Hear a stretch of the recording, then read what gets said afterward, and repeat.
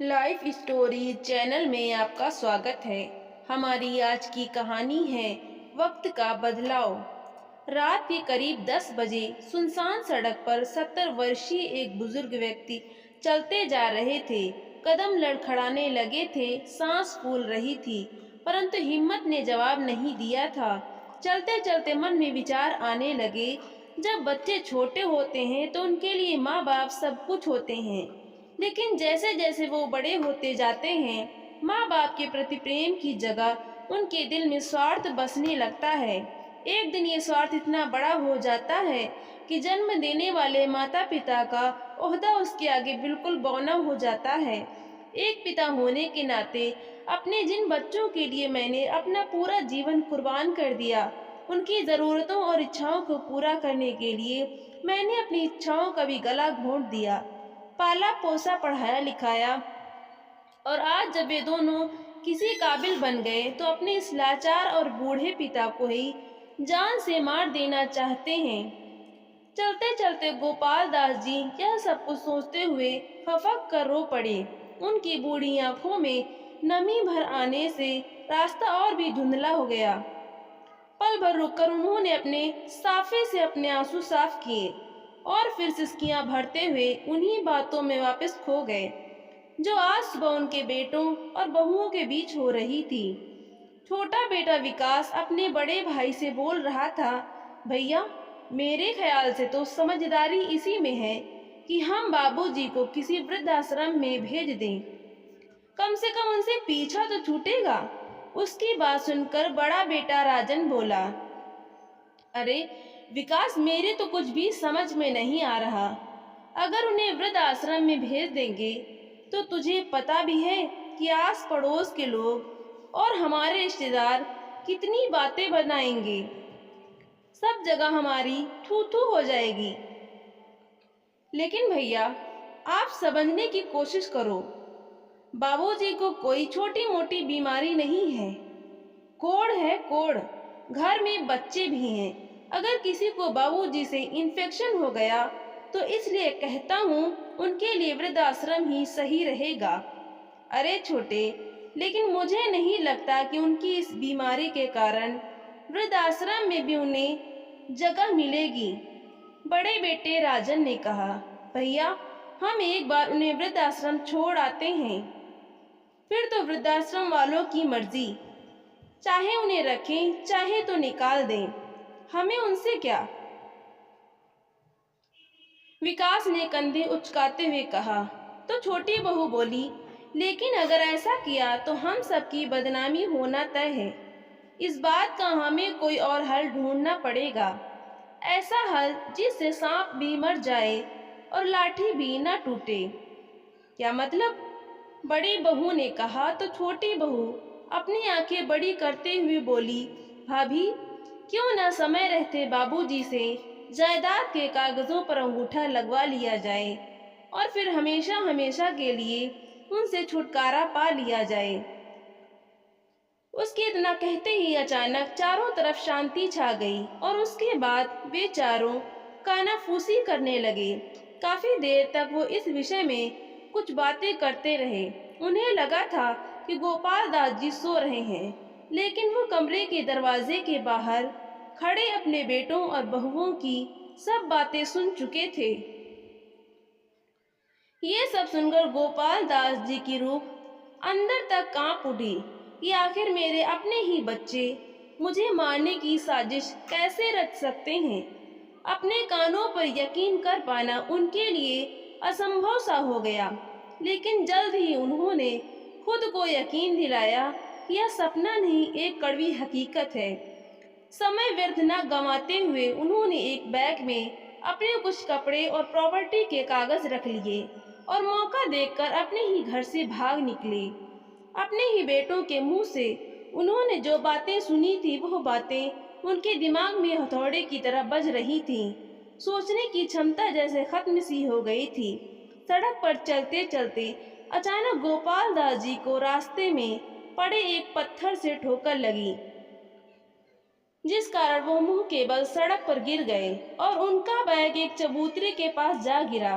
चेहरे, बाजू और घुटनों पर चोट आई।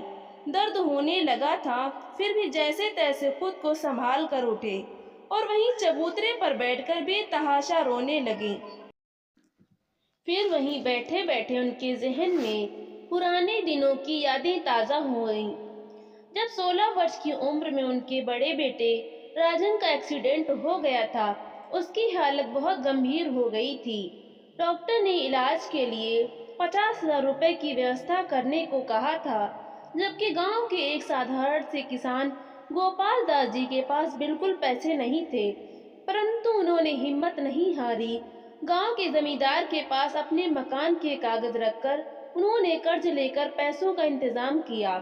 अपने शरीर में खून की कमी होने के बावजूद बेटे को बचाने के लिए उन्होंने अपना खून दिया था। कैसे उसकी जान बचाने के लिए उन्होंने डॉक्टर से मिन्नतें की थी। बेटा ठीक हुआ तो जान में जान आई। उसके बाद जमींदार का कर्ज उतारने के लिए उन्होंने जी तोड़ मेहनत की। ठेके पर जमीन लेकर पूरी लगन और मेहनत के साथ खेती की और 1 साल बाद कहीं जाकर वो कर्ज उतार पाए। लेकिन वो वहीं तक नहीं रुके। उन्होंने अपनी मेहनत जारी रखी ताकि वो अपने बेटों का भविष्य उज्जवल बना सकें और एक दिन इस कार्य में वो सफल भी हुए। बेटों की जिंदगी तो मैंने बखूबी संवारी, परंतु आज वही बेटे अपने बीमार बूढ़े बाप को ही सोचते सोचते दिल में खूक सी उठी और अपने भाग्य को कोसते हुए वे बिलख कर रो पड़े। क्या हुआ बाबा? तबीयत तो ठीक है आपकी? कोई परेशानी है क्या? वहां से गुजरता हुआ एक ऑटो वहां आकर रुका और ऑटो वाले उन्हें हाँफते हुए देखकर बोला। तो गोपाल दास जी बोले, बहुत प्यास लगी है इसलिए सांस फूल रही है। तो ऑटो वाले ने अपनी ऑटो में से पानी की बोतल निकाली और उन्हें पानी पिलाया। बाबा, आपको कहीं जाना है तो मैं छोड़ देता हूँ।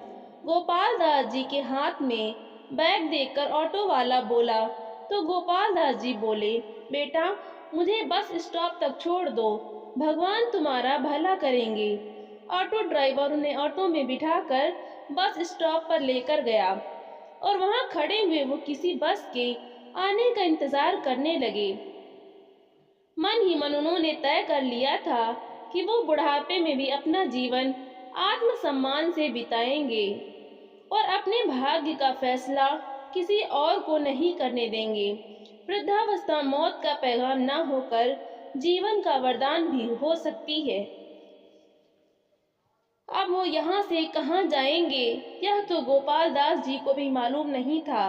करीब आधे घंटे के इंतजार के बाद एक बस उनके सामने आकर रुकी। अपनी आगे की जिंदगी को नियति के हवाले कर वो उसी बस में बैठ गए। थोड़ी ही देर में कंडक्टर उनके पास आया और बोला, बाबा आपको कहाँ जाना है? तो गोपाल दास जी उदासी भरे स्वर में बोले, बेटा पता तो मुझे भी नहीं, पर जहाँ यह बस ले जाएगी मुझे भी वहीं का टिकट दे दो। यहाँ गोपाल दास जी अपने नए सफर की ओर निकल पड़े।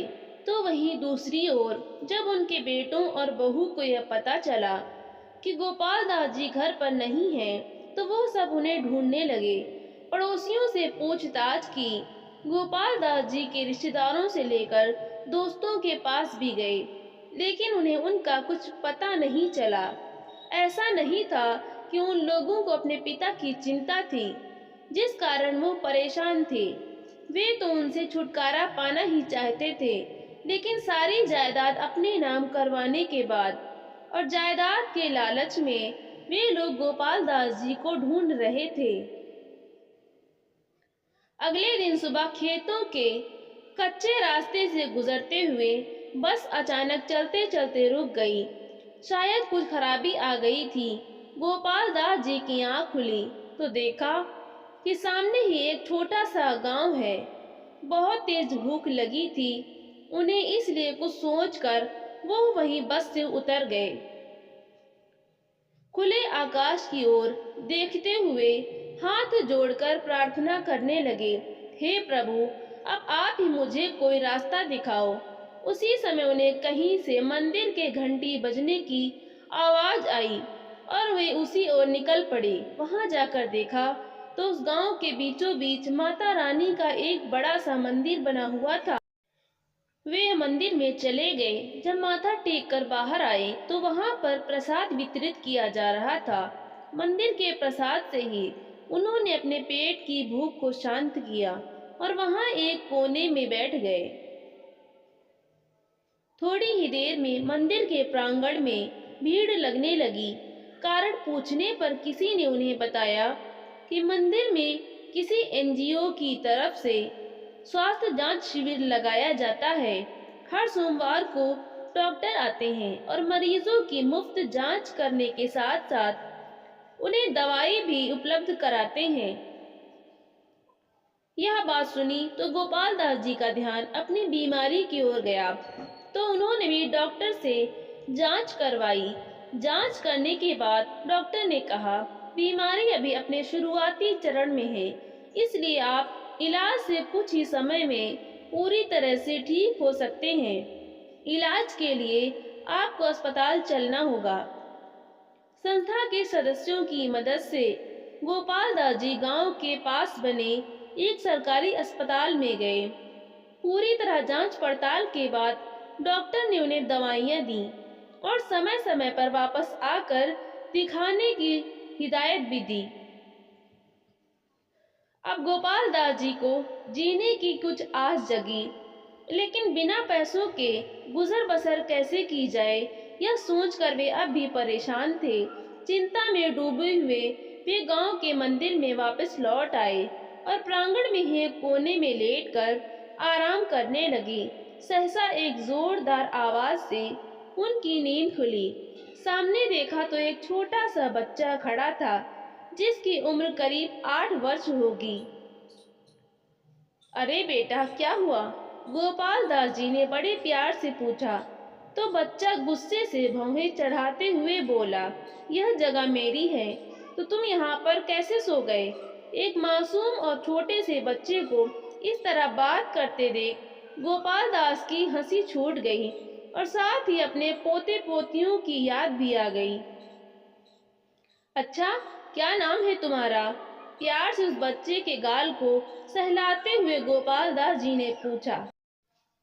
तो वो बच्चा बोला, नाम तो मेरा सोनू है, लेकिन आप मुझे जितना मर्जी प्यार कर लो, मैं आपको यहाँ सोने नहीं दूंगा, क्योंकि यह मेरी जगह है। फिर गोपाल दास जी मुस्कुराते हुए वहां से उठ गए। दोपहर हो चुकी थी। गोपाल दास जी ने देखा कि मंदिर का पुजारी साफ सफाई का काम कर रहा था, तो गोपाल दास जी भी इन कार्यों में पुजारी जी की मदद करने लगे। उसी समय सोनू वहां आ गया, तो पुजारी ने उससे कहा, सोनू, कुछ सीखो इन बाबा से। इतने बुजुर्ग होकर भी वे मंदिर की साफ सफाई में मदद कर रहे हैं। ये बात सुनकर पुजारी जी को तिरछी नजरों से देखता हुआ सोनू बोला, हाँ हाँ जरूर, मैंने थोड़ी देर पहले ही उनसे सीखा है कि जोर जोर से खर्राटे कैसे मारे जाते हैं। उस मासूम की इस बात पर गोपाल दास जी को फिर से हंसी आ गई। तब सोनू वहां से चला गया। फिर पुजारी ने कहा, बाबा माफ करना, बचपने में सोनू किसी को भी कुछ भी बोल जाता है। तो गोपाल दास जी बोले, अरे नहीं बेटा, मुझे उसकी बात का बुरा नहीं लगा। वो क्या है ना, तुम्हारे बेटे सोनू को देखकर मुझे अपने छोटे पोते की याद आ जाती है। वो भी लगभग इसकी ही उम्र का है। फिर पुजारी ने कहा, बाबा, सोनू मेरा बेटा नहीं है। दरअसल बरसों पहले सोनू के माता पिता उसे मंदिर के बाहर छोड़कर चले गए थे और कभी लेने नहीं आए। तब से ये बच्चा यहीं रहता है। हम सब लोग मिलकर सोनू की देखभाल करते हैं। स्कूल तो नहीं जाता, परंतु इसका दिमाग बहुत तेज है। यह बात सुनकर गोपाल दास जी को बहुत दुखी हो गए कि एक तरफ तो उनके बेटे हैं जो सारी जायदाद हासिल करके अपने पिता से छुटकारा चाहते हैं, और दूसरी तरफ ये बेचारा मासूम सा बच्चा जिसके माँ बाप ने ही उसका त्याग कर दिया। यह दुनिया कितनी क्रूर है, कितनी मतलबी है, सोच सोच कर उनका कलेजा फटने लगा। शाम हो चुकी थी और अब तो भूख के मारे उनके पेट की अंतड़ियां कलबलाने लगी थीं। पास के एक ढाबे पर पेट की भूख शांत करने के लिए चले गए, बिना ये बताए कि वहाँ बिना ये जाने कि वहाँ पर नॉनवेज खाना भी मिलता है। वहाँ जाकर उनसे रोटी और सब्जी देने के लिए कहा तो दुकानदार ने कहा 100 रुपए की एक प्लेट है। ये सुनकर गोपाल दास जी ने अपनी जेब टटोली। बड़ी मुश्किल से उनकी जेब में 80 रुपए निकले। वो बिना खाना खाए ही गोपाल दास जी वहां से वापस मंदिर की ओर लौट आए। थोड़ी देर में सोनू मंदिर के पुजारी के पास आया और बोला, काका, वो बूढ़ा आदमी पास के होटल में गया था जहाँ नॉनवेज खाना मिलता है और वहाँ से मांस मछली खाकर मंदिर में आ रहा है। यह बात सुनकर पुजारी जी गोपाल दास जी के पास आए और कहने लगे, बाबा, आप मांस खाकर मंदिर में नहीं आ सकते। अब आपको मंदिर से बाहर ही रुकना होगा। मांस खाने की बात सुनकर गोपाल दास जी आश्चर्य में पड़ गए और फिर बोले, नहीं बेटा, मैंने तो वहाँ कुछ खाया ही नहीं। लेकिन बिना उनकी बात को पूरा सुने पुजारी वहां से चला गया और उदास भाव से गोपाल दास जी मंदिर के प्रांगण से बाहर आ गए। सोचने लगे कि अब कहाँ जाया जाए। कुछ कदम आगे बढ़े तो देखा सामने एक बड़ा सा खेत था, जहाँ खेत का मालिक धान की रोपाई करवा रहा था और मजदूरों को निर्देश दे रहा था। तभी गोपाल दास जी, जो पेशे से किसान रह चुके थे, खेत के मालिक से बोले, बेटा, एक जगह पर 1 से 2 पौधों की रोपाई करनी चाहिए, उससे ज्यादा नहीं। और पौधों की कतारों के बीच कम से कम 25 सेंटीमीटर की दूरी होनी चाहिए। इन बातों का ख्याल रखोगे तो फसल खूब अच्छी होगी। उनकी यह बात सुनकर खेत का मालिक बहुत हैरान हुआ और उनसे बोला, अरे बाबा, आपको तो खेती का बहुत अच्छा ज्ञान है। कहाँ रहते हैं आप? कोई ठिकाना नहीं है मेरा, मायूसी भरे स्वर में गोपाल दास जी ने कहा। तो खेत का मालिक बोला, तो बाबा, क्या आप मेरे खेत में काम करेंगे? तो गोपाल दास जी बोले, बेटा, काम तो मैं कर लेता, लेकिन इस उम्र में इतनी भाग दौड़ अब मेरे बस की बात नहीं है। तो खेत के मालिक ने कहा, बाबा, आपका काम केवल मजदूरों को दिशा निर्देश देने का होगा। बस यह ध्यान रखना कि वो सही तरीके से काम करें।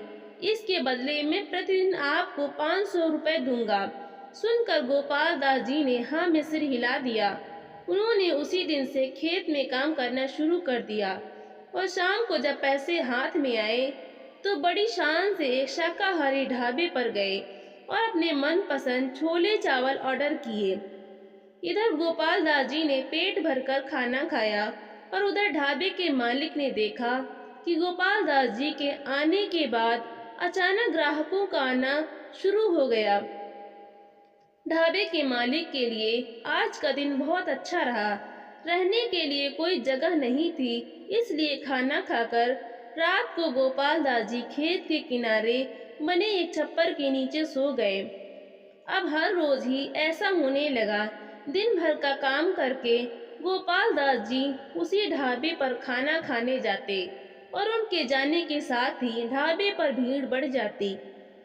एक दिन वो उस ढाबे पर खाना खाने नहीं गए तो ढाबे का मालिक परेशान हो गया, क्योंकि बाकी ग्राहक भी नहीं आए थे।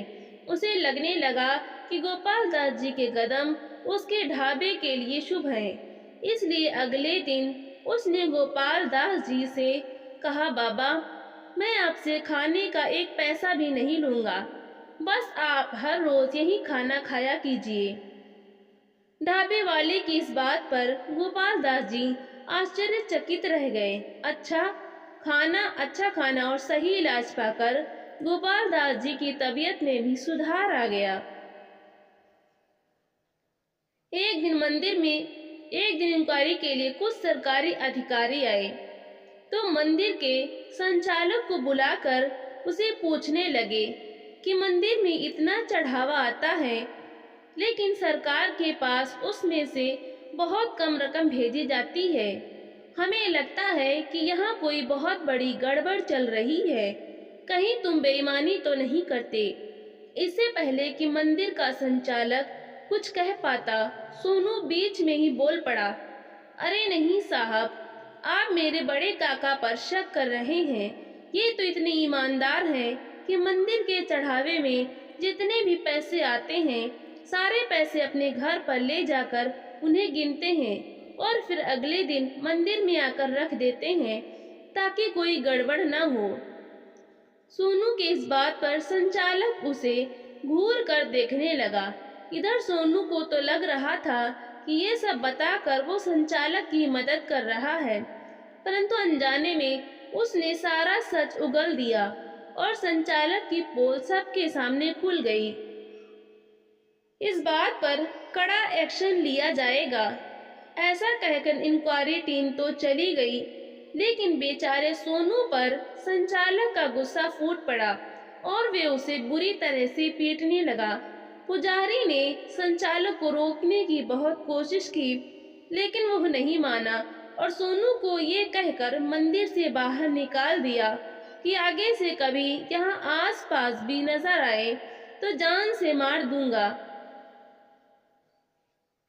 सोनू बेचारा मायूस होकर अपना बैग उठाकर चुपचाप चला गया। उसके गोल मटोल गाल आंसुओं के कारण तर हो चुके थे। जहां वो अब तक रहता आया था, उस मंदिर से तो उसे निकाल दिया गया था। इस पूरी दुनिया में उसका कोई और था भी नहीं जहां वो जा पाता। जब चलते चलते थक गया तो थोड़ी देर आराम करने के इरादे से जगह की तलाश करते करते सोनू उसी खेत के किनारे आकर बैठ गया जहां गोपाल दास जी काम किया करते थे। सोनू को वहां परेशान और उदास बैठे देख गोपाल दास जी उसके पास आए और कहने लगे, अरे बेटा, तुम्हें क्या हुआ? तुम तो इतना बोलते हो, तो आज इतने शांत कैसे बैठे हो और चेहरे पर यह उदासी क्यों? फिर सोनू रुआंसे स्वर में कहा, बाबा, भगवान जी ने मुझे अपने किए की सजा दी है। मैंने पुजारी अंकल से आपकी शिकायत करके आपको मंदिर से बाहर निकलवा दिया था ना, इसलिए आज मेरे साथ भी बहुत गलत हुआ। मुझे आज बड़े काका से बहुत मार पड़ी और उन्होंने मुझे मंदिर से बाहर निकाल दिया। लेकिन ऐसा क्या कर दिया था तुमने? गोपाल दास जी ने उसका सिर सहलाते हुए पूछा। तो सोनू ने उन्हें सारी बात बताई। तो गोपाल दास जी ने उसके आंसू पोंछे और बोले, कोई बात नहीं बेटा, मैं भी इस दुनिया में अकेला हूँ और तुम भी। अब से हम दोनों एक साथ रहेंगे। तो सोनू के चेहरे पर मुस्कान दौड़ आई। अब उन दोनों के बीच दोस्ती हो गई। बातों बातों में सोनू ने गोपाल दास जी से पूछ लिया, लेकिन बाबा, आप कहाँ से आए हैं? क्या आपके परिवार में कोई नहीं है?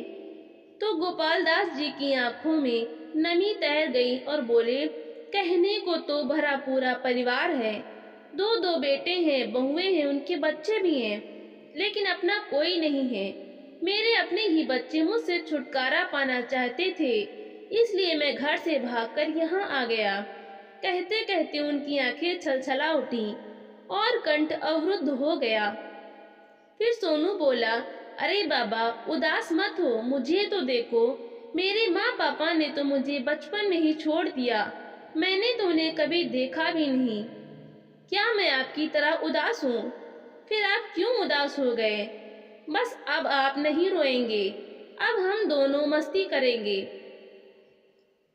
सोनू की बात सुनकर गोपाल दास जी हैरान थे कि आखिर इतना छोटा सा बच्चा इतना समझदार कैसे हो सकता है। अगली सुबह हुई तो खेत के मालिक की इजाजत से उन दोनों ने मिलकर कुछ लकड़ियां इकट्ठी कर ली और छप्पर की इर्द गिर्द सब लकड़ियां लगाकर एक छोटी सी झोपड़ी बना ली, जिसमें वे दोनों वहां आराम से रह सकते थे। शाम को खेत का मालिक उनके पास आया और बोला, बाबा, अगर आपको किसी भी और चीज की जरूरत हो तो मुझे बता देना, मैं व्यवस्था कर दूंगा।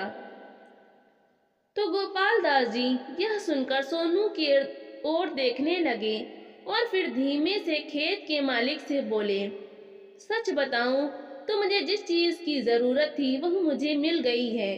फिर भी यदि किसी चीज की आवश्यकता हुई तो मैं आपको याद करूंगा।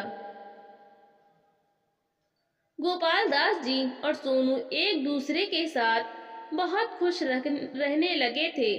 अब सोनू भी खेत के काम में गोपाल दास जी की मदद कर दिया करता। वे दोनों पूरा सप्ताह भर काम करते, लेकिन रविवार के दिन छुट्टी लेकर एक दूसरे के साथ पूरा दिन बिताते। एक दिन सोनू ने गोपाल दास जी से कहा, बाबा, मैंने अपने माँ बाप को तो देखा नहीं, लेकिन जब से भगवान जी ने मुझे आपसे मिलवाया है तब से तो मुझे आप में ही अपनी माँ और पापा नजर आते हैं। लेकिन बाबा, मैंने तो सुना है कि बुढ़ापा आने के बाद इंसान भगवान जी के पास चला जाता है, और आप भी तो बूढ़े हो गए हो। इसका मतलब आप भी जल्दी भगवान जी के पास चले जाओगे। लेकिन उससे पहले आप मुझे बताओ कि आपकी कौन कौन से शौक है जिन्हें आप पूरा करना चाहते हैं लेकिन पूरा कभी नहीं कर पाए।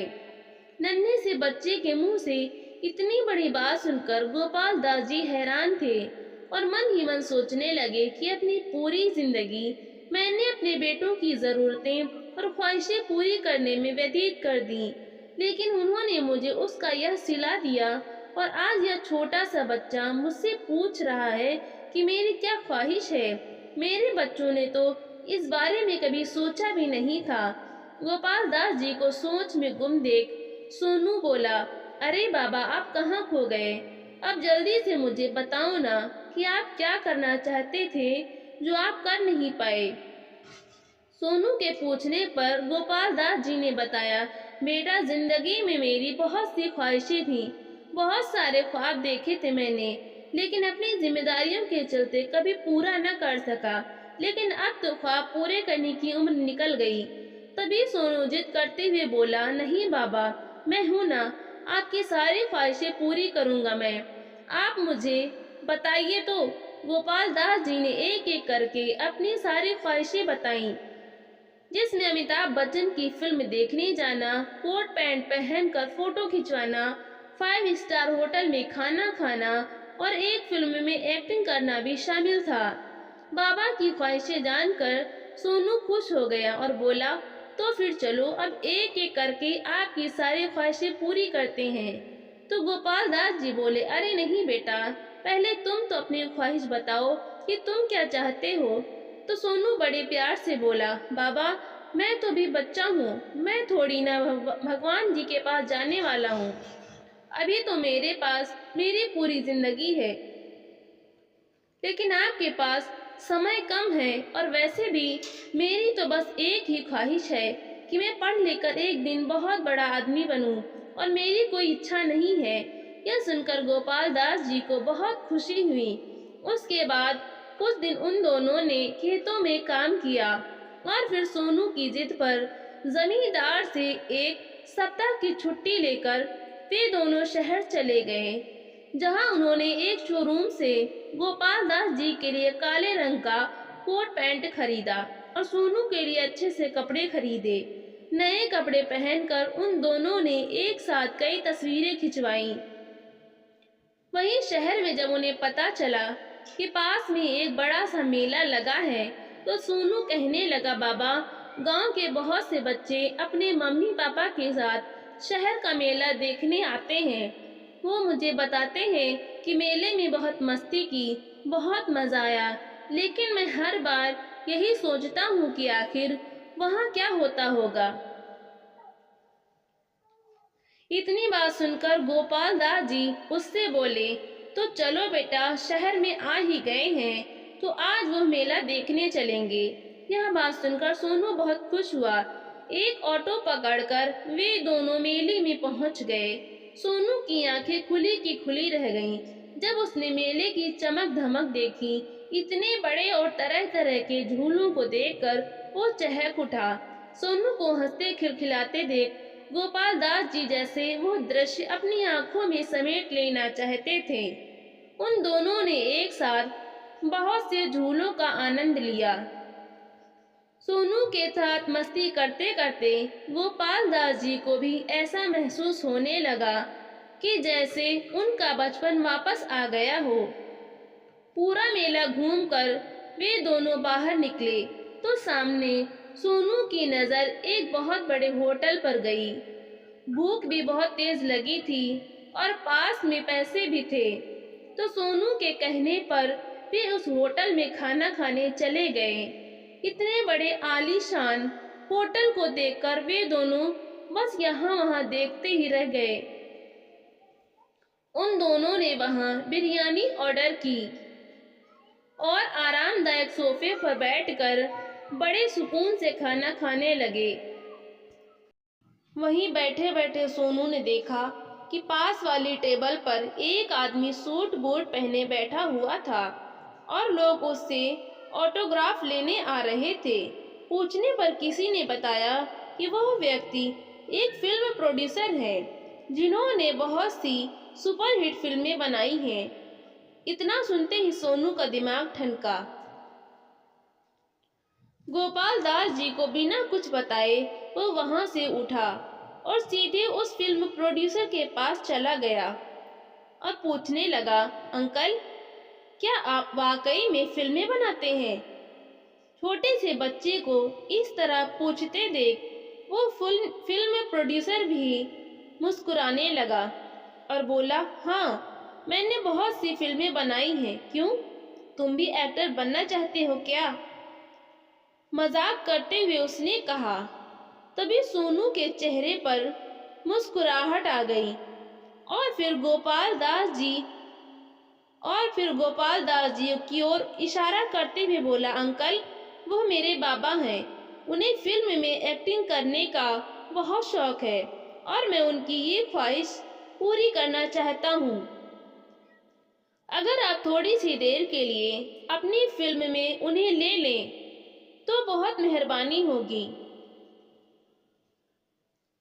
यह बात सुनकर फिल्म प्रोड्यूसर किसी सोच में पड़ गया और फिर बोला, इस उम्र के व्यक्ति के लिए एक छोटा सा रोल तो मेरे पास है, लेकिन वो रोल एक किसान का है और उसके लिए मैं किसी गरीब बूढ़े व्यक्ति को ढूंढ रहा हूँ ताकि किरदार वास्तविक लगे। इतना सुनते ही सोनू खुशी से चहक उठा। अरे अंकल, मेरे बाबा तो किसान ही हैं और हमेशा धोती कुर्ता ही पहनते हैं। वो तो आज मेरे कहने पर उन्होंने कोट पैंट पहना है। तभी प्रोड्यूसर ने उसे अपना विजिटिंग कार्ड दिया और अगले दिन फिल्म साइट पर आने को कहा। वो कार्ड लेकर सोनू बड़ी खुशी से गोपाल दास जी के पास आया और प्रोड्यूसर के साथ हुई सारी बात बता दी। सोनू की होशियारी देखकर गोपाल दास जी मुस्कुरा उठे। उन्होंने रात किसी पार्क में गुजारी और अगले दिन उसी जगह पर पहुंच गए जहां प्रोड्यूसर ने आने को कहा था। गोपाल दास जी को धोती कुर्ते में देख फिल्म प्रोड्यूसर ने उन्हें अपने पास बुलाया और कुछ डायलॉग्स बताते हुए उनसे एक सीन शूट करवाया और अगले दिन भी उसी समय पर आने को कहा। शाम हुई तो वे दोनों एक थिएटर में अमिताभ बच्चन की फिल्म देखने गए। यह सब गोपाल दास जी को एक सपने की तरह लग रहा था। आज उनके चेहरे पर एक अलग ही मुस्कुराहट थी जिसे देखकर सोनू भी बहुत खुश था। करीब 4-5 दिन शूटिंग करने के बदले में गोपाल दास जी को 25,000 रुपए मिले। जब पैसे हाथ में आए तो गोपाल दास जी की खुशी का ठिकाना ही नहीं रहा। फिर वे दोनों अपने गांव वापस लौट आए। अब गोपाल दास जी ने सोनू का दाखिला भी एक स्कूल में करवा दिया ताकि पढ़ लिख कर बड़ा आदमी बनने की उसकी ख्वाहिश पूरी हो सके। अब तक गोपाल दास जी भी अपनी बीमारी से पूरी तरह स्वस्थ हो चुके थे। अब वे दिन भर पूरी चुस्ती के साथ खेत में काम करते और सोनू स्कूल में पढ़ने जाता था, लेकिन शाम को आकर उनके काम में हाथ जरूर बटाता था।